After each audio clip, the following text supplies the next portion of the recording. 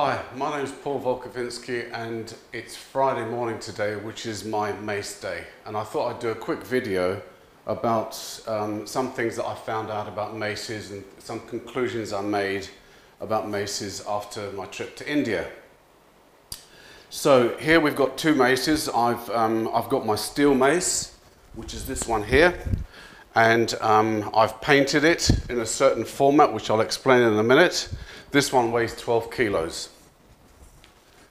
This mace is made in the clay pot method in India, where a clay pot is used as the mold rather than a basketball or anything else for that matter. And then once the concrete is set, the clay pot is smashed off literally with a hammer and you get this basic shape. So I mean, it's good because if you can find a clay pot with a flat bottom to it, it's great because the mace then stands up by itself. Now, just about the markings on the Steel Mace. They're inspired by the markings on the bamboo. The bamboo has natural markings on it, as you well know. And I found that thinking about it and my first trials of swinging the bamboo mace, that it was very, very handy to have markings on the Steel Mace. And why in particular? With a 10-2, for example, I try to get my shoulder into this sort of level, and I'll demonstrate that right now. So, you'll be able to see from here, as the mace comes round, and you'll see that this part here will sit round about here and round about here. Now, in a reflection, that means that I know that I'm doing a full extension with my arms downward here. So, let's go.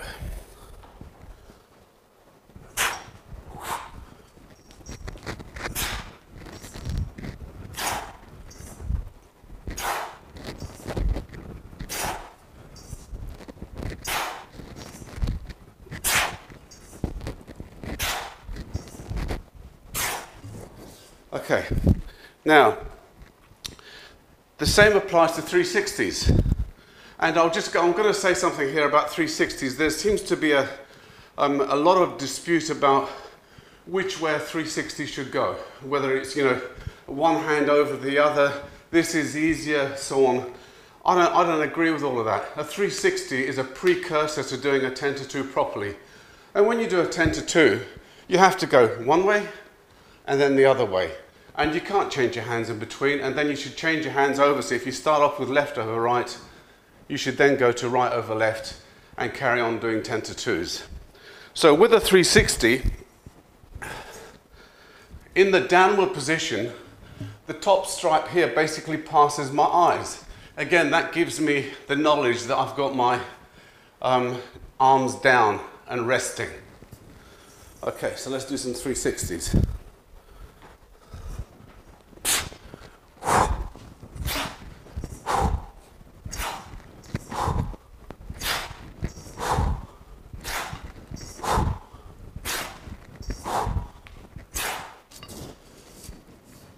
Now the bottom one, on this end, here basically means that this is where I want to have my grip.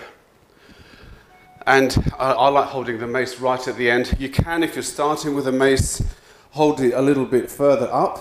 So you can hold it from here. And then you've got a sort of reference point on the length of the mace as to where you're going to hold it. So gradually, as you get better, you're going to work your arms down the handle of the mace. So I mean, from here, we can launch the mace also, and that's a choked mace. Easier to swing.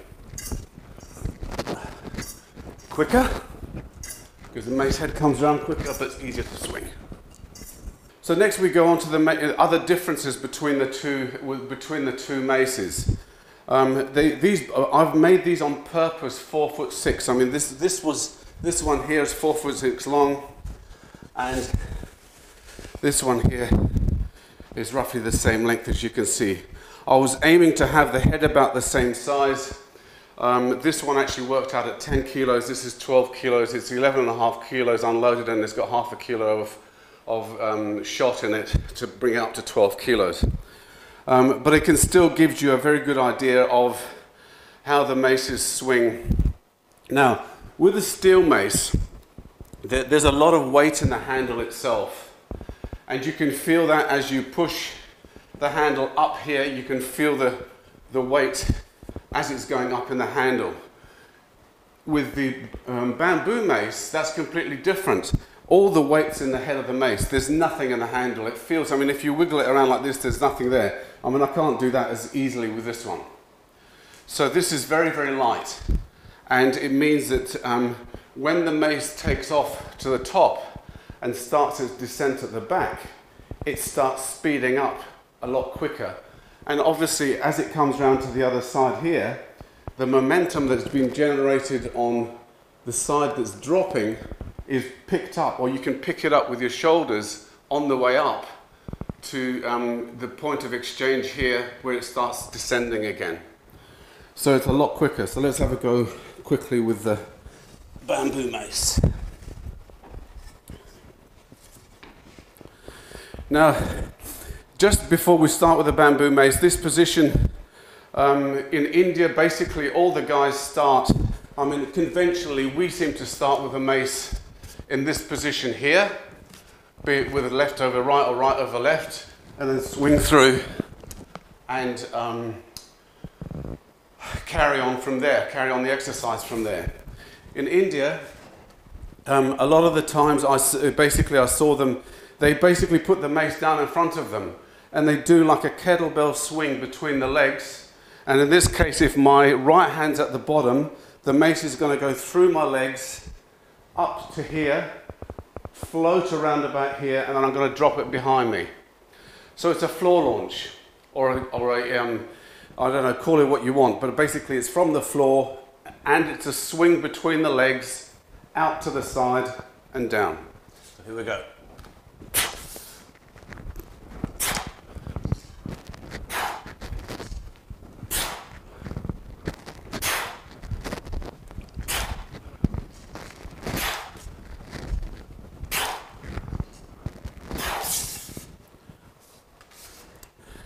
Also, with this floor launch, they do it both ways.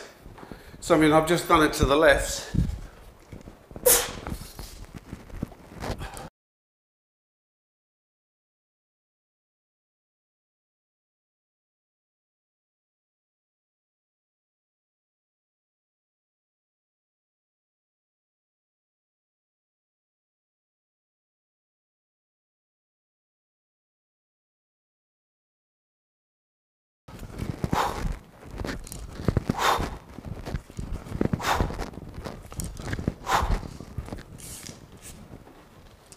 Now, again, another thing, another debate that's raging at the moment is there's a lot of manufacturers at the moment doing longer and longer mace shafts. And I'm actually starting to wonder whether there's any sense in that, because if you think about the scope of the circle that the mace performs, the bigger the circle, the slower the mace is going to take to come round. So consequently, and in India, basically, I didn't see any maces that were much longer than this. They were all round about this sort of length. And with a mace like this, the ball of the mace is going to pack past the back of your knees. There's no chance of it hitting your calves or anything like that. And especially for learners, I think that's really important. So if you're learning of the mace, 4'6" is plenty. Is plenty. Okay. Now, with this mace, I also, for instance, with the 12 kilo steel mace, I've struggled with one-handed work. I just found the mace too heavy. For me, it's too heavy. So I just, but with this one, for example, I know it's 2 kilos lighter, but I found it actually quite comfortable. And I'll show you the way that I actually approached doing single-handed work with a sort of heavier mace, because I've done it with maces that weigh about 6 kilos. It's not a problem. But with a 10 kilo mace, I did find it a little bit of a challenge to start off with, and so here we go.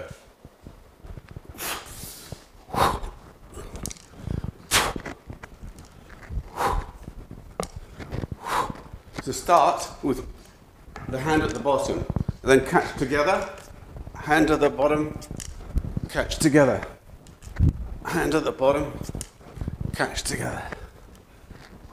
Now the opposite way.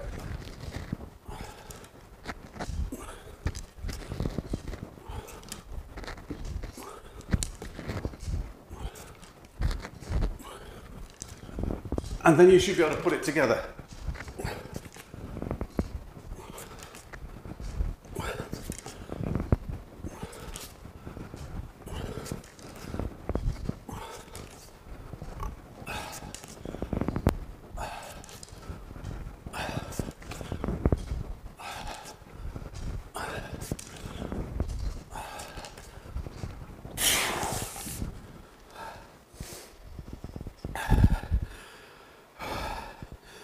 Now, with the mace swinging also, I thought the technique in India was amazing.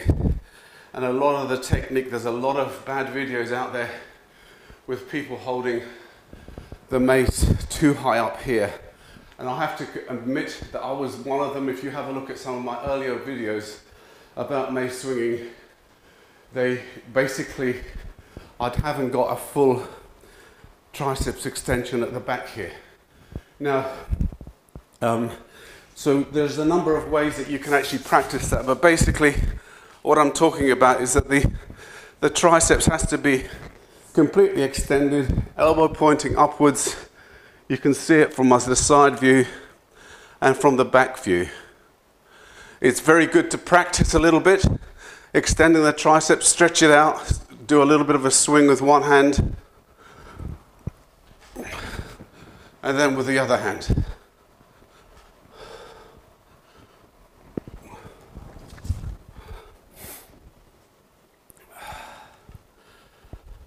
Okay, so to sum up the comparison, to me, even though there's a weight difference between the two, this one's a bit like driving a sports car because it's very quick, it feels a lot quicker. I don't know if it shows up in the video as much quicker, it feels a lot quicker. The Steel Mace is fantastic, I still really like it. But it feels a bit like an old school bus. So it's, a sports car, school bus. But I'm not knocking either one. I mean, they're both great. And, this is basically really cheap to do. You can paint it whatever colors you want. I've painted this in the colors of Hanuman, in the Akhara's, Hanuman's colors red. And I just thought it was a little tribute to India from all the things that I learned. Now, the final thing that I'd like to show you is a lift that I observed when they pick up very, very heavy maces. And I don't have a very heavy mace here to give you a demonstration with it, but I'm going to do it with a steel mace. And basically what comes out of this is that it's actually a very good exercise on its own. And the mace is basically, there's quite a lot of pictures on the internet of guys standing holding a mace kind of in this position. And I've just come to realize that this is actually a launch position that they use. So I'm in here, I'm going to have my right hand at the bottom, left hand at the top. And basically what they do from here is they swing the mace, the handle outwards, and then they drop the mace off, and then they catch it on the other side, and it's ready for the next go.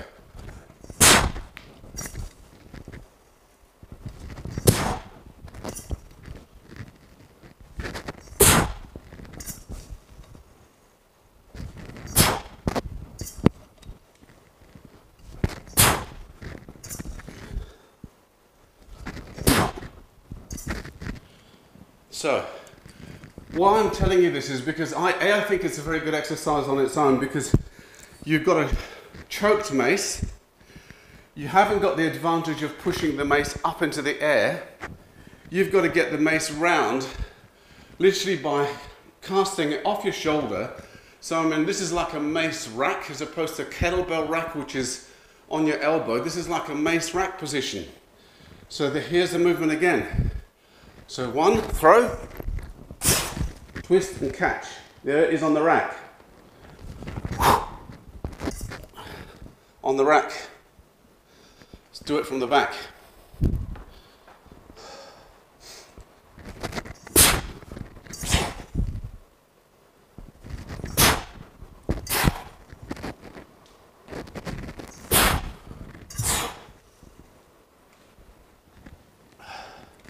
Again here, these markings are very good, and I do think you have to customize them because somebody much taller, longer arms would have to have these markings in a different place.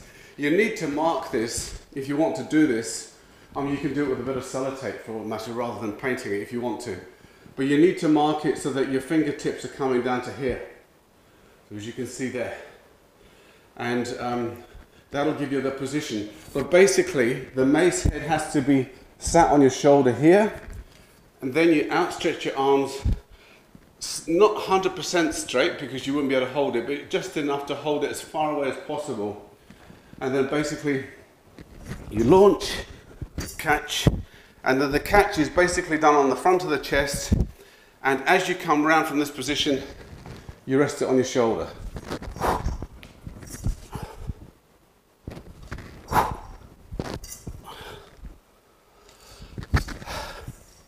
So, to sum up, what's the benefits of this exercise? Even though the mace is shortened, it's choked, you haven't got the advantage of the high lift and the drop. So you're dropping it from your shoulder, or you're basically throwing it off your shoulder. It's having to drop round, so I mean your core has to turn around and catch the mace on the other side. So the focus is really hard on your core, and it makes you really work hard. I mean, you do that for a minute and you certainly know about it, and then obviously change hands and have, so left over right, right over left, to get the full benefit out of it. If some of you are more adventurous, if you have a look at the video that I posted up about the dumbbell and Gada competition just recently, if you observe how they do it, they catch the mace on the shoulder and then basically they slide it down the back. And if you notice on their backs, they've got like a mark of oil down the back. And the shaft is actually slightly oiled also, because the weight is so great that they slide the mace down their back and then back up onto the opposite shoulder. But the technique is basically the same. Really seriously consider the length of the mace handle. If you're adventurous enough to make it, I mean, this mace here took me maybe an hour to get less than an hour to get the bits and mix up the concrete. I let it dry for 48 hours and basically painted it and put a little bit of varnish onto the top of the bamboo and sanded this down just a fraction, just to get the splitting elements of the bamboo gone. And it's a very nice smooth, little bit of varnish on it just to finish it off. And it's a very nice economic mace to swing. So there you have it, steel and bamboo. Your choice. Thank you for watching.